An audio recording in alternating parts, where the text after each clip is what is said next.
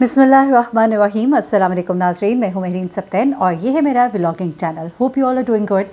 नाज़रीन, इस चैनल पर मैं आपकी इन्फॉर्मेशन, आप लोगों की आगाही के लिए बहुत सी चीज़ें लेकर आती हूँ, लोगों के एक्सपीरियंसेस, उनकी कहानियाँ आपके साथ शेयर करती हूँ। वहीं पर एक ऐसा फैक्ट और एक ऐसी ख्वाहिश जो मेरे ख़्याल से हर मर्द और हर औरत में होती है, हर लड़के हर लड़की में, इवन बच्चों तक में भी होती है। ये ख्वाहिश क्या है? ये ख्वाहिश है पतला होने की ख्वाहिश, स्मार्ट लगने की ख्वाहिश, स्मार्ट होने की ख्वाहिश, खूबसूरत दिखने की ख्वाहिश। और इस ख्वाहिश के पीछे कुछ लोग जो है बहुत आगे तक चले जाते हैं। देखिए, कुछ लोग तो अपने ऊपर कंट्रोल नहीं कर पाते हैं, खाते हैं, खूब खाते हैं और उनको जो है बड़ी मुश्किलात होती हैं, वो डाइट कंट्रोल नहीं कर पाते, वो एक्सरसाइज नहीं कर पाते।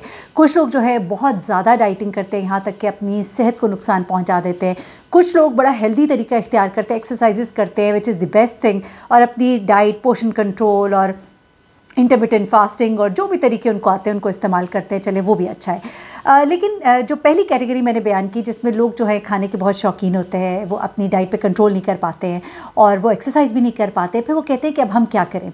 अब हम क्या करें का जवाब जो है, इस वक्त बहुत से क्वैक्स जो मार्केट में बैठे हैं वो आपके इन जज्बात से खेलते हैं और आपकी इस ख्वाहिश को पूरा करने के लिए ऐसे ख्वाब दिखाते हैं कि आप लोग जज्बात की रोह में बह जाते हैं और आप ये सोचते नहीं हैं कि कोई एक ऐसा तरीका जो आपको हफ्तों में दुबला पतला कर देगा या आपको दिनों में पतला कर देगा, उसके साइड इफ़ेक्ट्स कितने ख़तरनाक होंगे। जो एक कुदरत का निज़ाम है, चीज़ों को जिस तरह से चलना चाहिए, आप जब कुदरत के निज़ाम के ख़िलाफ़ चलते हैं तो फिर बहुत कुछ होता है। मैं एक छोटी सी मिसाल देके के गुजरूँगी और उन दो बड़े ही ख़तरनाक केसेस के हवाले से बताऊँगी। जो गैस्ट्रिक स्लीव जो है, यानी कि आपका मैदा जो है, इसको काट के छोटा कर दिया जाता है। आसान अल्फाज में बयान कर रही हूँ ताकि आप कम खाएँ, आपको भूख थोड़ी लगेगी, आप खाएँगे तो आप ज़्यादा खा नहीं सकेंगे। जब आप ज़्यादा खा नहीं सकेंगे तो जाहिर सी बात है आपका वज़न जो है नेचुरली कम होगा। इसमें आपको बहुत सी एहतियातें बताई जाती है, बल्कि कई दफ़ा तो मुझे हंसी आती है कि वो जो एहतियात बताई जाती है उसमें कहा जाता है आपने ये ज़्यादा तेल नहीं खाना, आपने ये नहीं खाना, वो नहीं खाना। अगर शायद आप आम लाइफ में ही उनको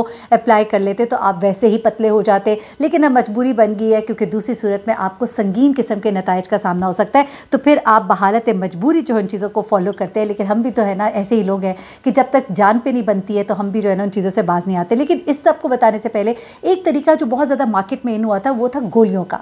दवाइयाँ दी जाती थी और ये दवाइयाँ जो है ना, ये उन लोगों के लिए थी जो बहुत ही ख़तरे की हदों को छू रहे होते थे और जिनके लिए अपनी ये इस वज़न को कम करना इतना ज़रूरी था, वरना उनकी जान को ख़तरा था, उनको हार्ट अटैक के मसाइल थे और बहुत कुछ हो सकता था। ये उन लोगों के लिए दवाइयाँ बनाई गई थी। लेकिन फिर इन्हीं दवाइयों का मार्केट में आम इस्तेमाल, मतलब कि वो बिल्कुल इस तरह से लोगों को अवेलेबल थी कि कोई भी जाए और ख़रीदे, जबकि मेडिकली वो सिर्फ उन लोगों के लिए थी जिनको के डॉक्टर प्रिस्क्राइब करें।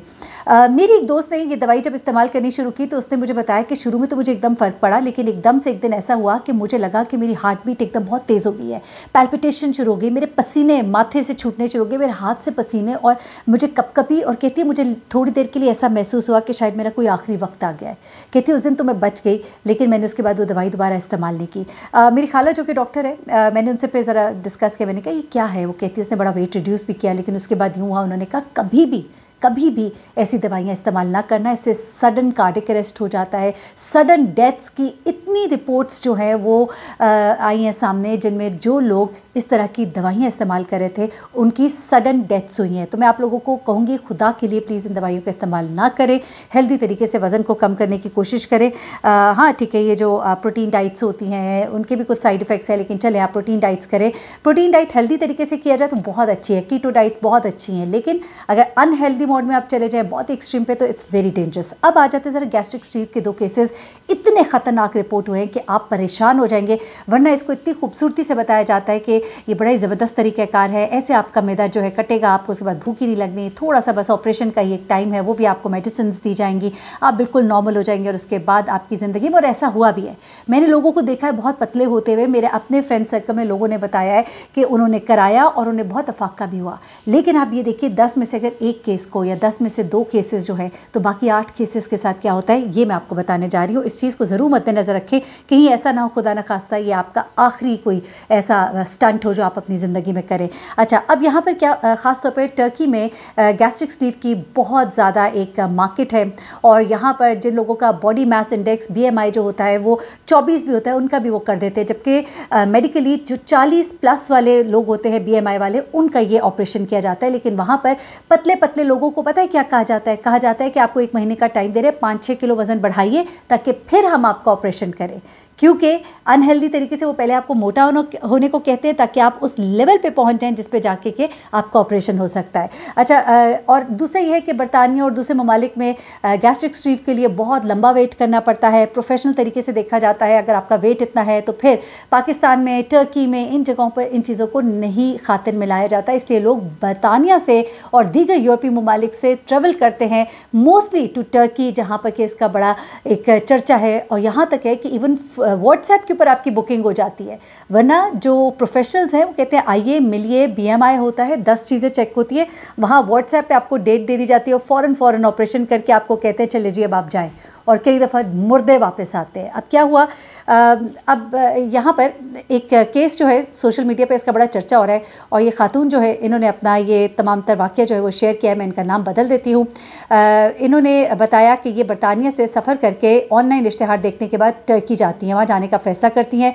बहुत से दूसरे लोगों की तरह उन्होंने सोशल मीडिया पर वज़न कम करने से पहले और बाद की वीडियोज़ देखी।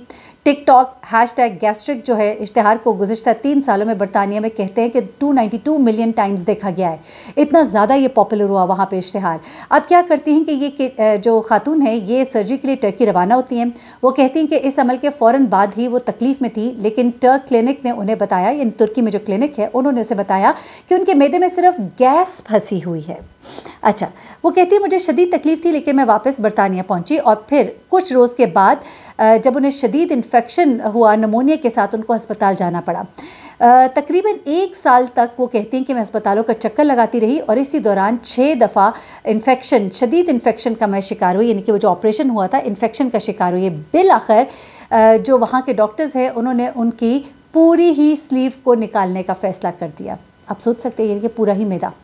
वो कहती हैं कि इस अमल की वजह से अब मुसलसल मैं थकी रहती हूँ, अपनी नौकरी भी बरकरार नहीं रख पाती। वो कहती है कि मेरी अब तक की सबसे बड़ी गलती है जिसने मेरी ज़िंदगी को बर्बाद कर दिया है।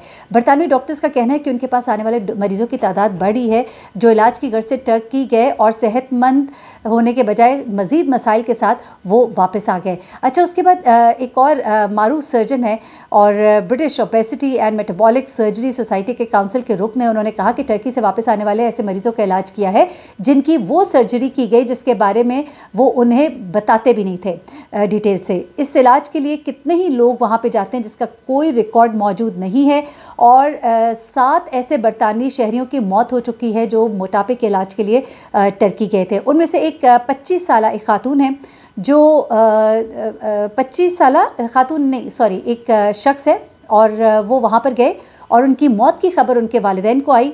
जब पुलिस उनके घर आई, उनको बताया कि उनके बेटे की टर्की में मौत हो गई है।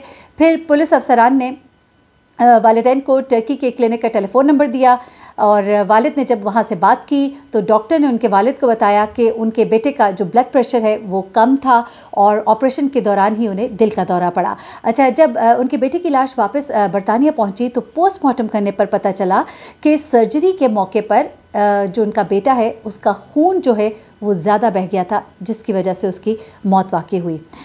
उसके वालिद बताते हैं कि उन्होंने टर्की में डॉक्टर से रब्ता करने की कोशिश की, लेकिन वो कोई जवाब देने के लिए तैयार नहीं थे। उसके दोस्तों का कहना है, उनके बेटे के दोस्तों का कहना है कि उसने उन्हें बताया था कि वो वज़न कम करने की कोशिश में नाकामी की वजह से बहुत परेशान है।